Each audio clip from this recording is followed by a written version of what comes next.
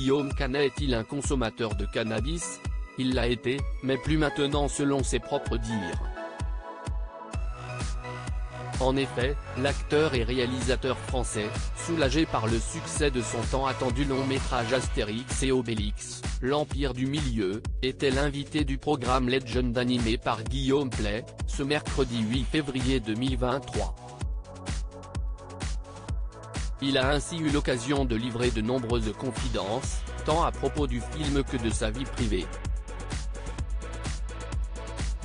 Et le moins que l'on puisse dire, si est que celui qui est le compagnon de Marion Cotillard depuis 2007, avec qui il est devenu père de Marcel et Louise, a joué le jeu. En effet, il reconnaît en toute transparence: « J'ai eu beaucoup de TOC, troubles obsessionnels compulsifs, note de la rédaction, dans mon enfance et dans les dernières années.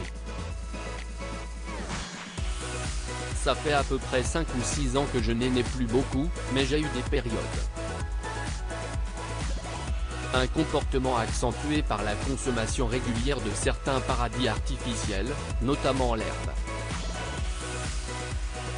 Comme je fumais pas mal de pétards à une époque, c'était encore pire, explique Guillaume Canet, évoquant sans filtre son recours au joint, manifestement révolu depuis.